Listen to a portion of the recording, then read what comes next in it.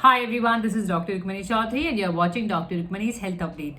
My today's topic is PID, that is pelvic inflammatory disease. So in this video, I'll be talking everything about pelvic inflammatory disease. What are these diseases? What are their symptoms? And risk factors, causes, part, best effective homeopathy treatment, diagnosis we'll talk about. So you're requested to watch complete video for complete information. If you're watching first time, please like, share and subscribe my channel for further notification. Begin. What is PID? Pelvic inflammatory disease. Pelvic is like your pelvic organs.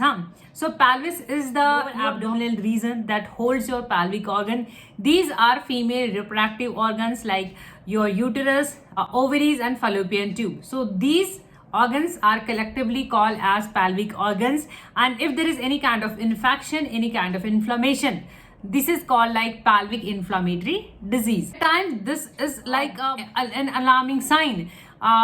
Due to these organs infection, at times there is an infertility. So you have to be very careful, you have to be watchful. If you have any kind of symptom, prompt treatment is required in these kind of cases. Otherwise there is an infertility. Causes, what are the risk factors for PID?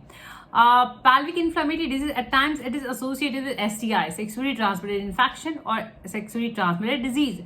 Why? Because your similar bacteria like your gonorrhea, chlamydia, these are the bacteria that causes sexually transmitted infection, and these are the bacteria that causes PID, pelvic inflammatory disease, and they usually enters through your vagina and then they multiply and there is a medium and there is a further spreading of these kind of bacteria. So there is a multiple organ affection. The risk factors usually, if you are under 25, you are at higher risk. If you have multiple partners, yes, this can be a higher risk. Having multiple partners, inserted IUDs, intrauterine devices. If you've gone for IUDs for contraception and there's a recent insertion, so this can again cause a problem. What are the signs or symptoms? What suffering you have and how you know that these are the signs and symptoms of the PID, pelvic inflammatory disease. The commonest one is lower abdominal pain, and at times there is no symptom. Some female even don't complain about any symptom, they don't even have a symptom. But in certain women, yes, there are symptoms found, and the common one is lower abdominal pain.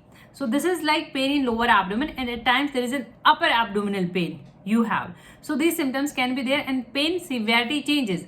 Some female, they complain that they have mild pain, others say that they are having moderate pain, and some say that they are having severe pain, sharp shooting pain. Usually this pain aggravates during your period cycle, during menstruation. So you have pain, you have a fever at times, and that is like high rise temperature, and that is 104.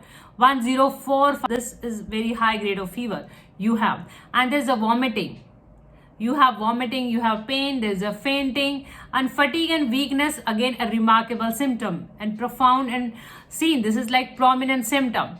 An abnormal vaginal discharge. So at times you have abnormal smelly vaginal discharge. About the test or diagnosis part, how we access the problem, how we access the damage, and how it is diagnosed.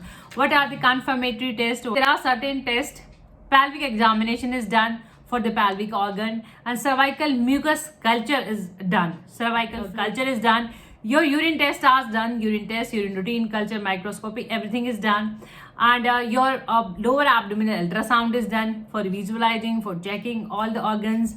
And at times there is a laparoscopy, so a small tube is inserted, and again there is a visualization of all the organs, affected organs. And biopsy, endometrial biopsies done.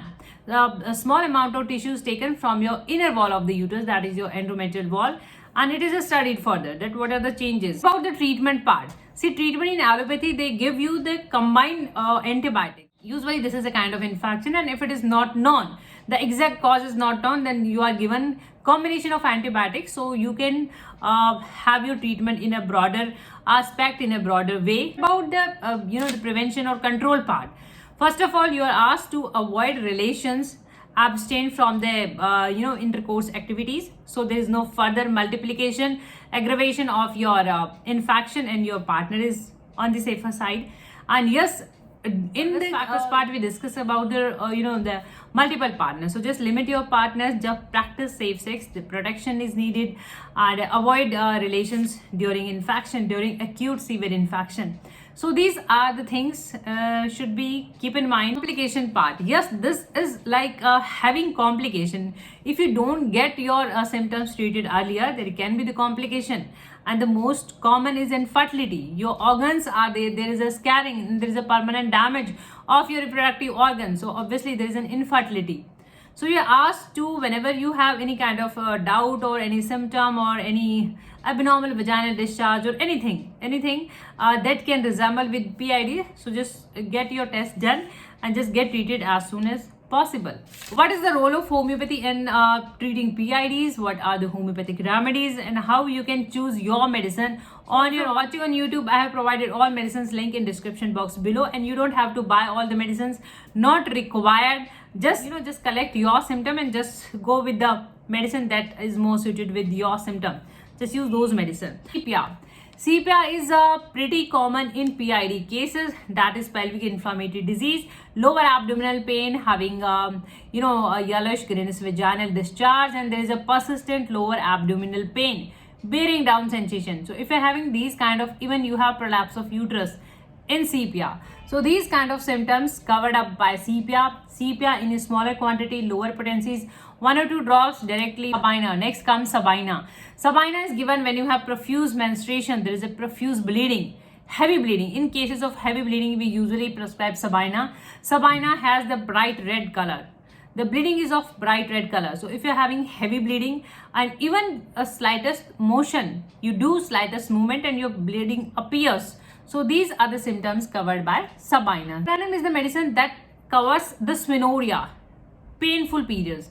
So if having severe pain while menstruation, so this is the remedy that can help you. Medonina.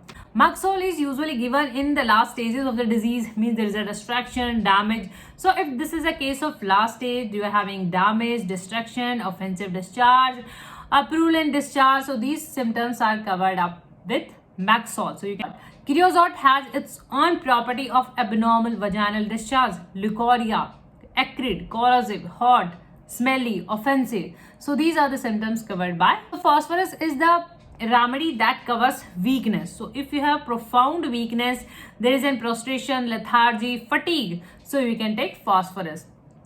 And you have periods in between your periods, means you have bleeding in between your periods. So this symptom is covered up with a phosphorus very effectively, and you are weak after menstruation. You have there is a weakness. So this is the first choice of the remedy. Phosphorus in 30 or 200 potency, 1 or 2 drops direct on tongue. Reykjavik German homeopathy medicine, 38 and 39. So both these medicines cover the lower abdominal pain. 38 given in the right sided abdominal pain, and 39 is given in the left side abdominal pain. And I have already uploaded a separate video on both of these remedies. These are in the liquid form. Even you can take both the medicine 5 or 10 minutes gap if you are having whole abdominal affected. So you can take 5 or 10 drops and you can have like 2 or 3 times before having your meal. And after 10 minutes, you can have the other medicine. These are the medicine given in the left side abdominal pain, 39, and the right side abdominal pain. Dr. Reykjavik German homeopathy medicines link are given in the description. And if you have infertility, you had PID and after that there is a scarring, so you have infertility. So this is the remedy that can help you in the female infertility. REPL 41 in some water, 5, 10, 15 drops. Have it 2 or 3 times in a day. Can be other medicine depending on the individual case history. So hopefully this video can give you some amount of help. If you find this video knowledgeable, informative, please like, share and subscribe my channel for further notification. Thank you for your time. Thank you for watching. Keep watching, keep supporting. Thank you so much.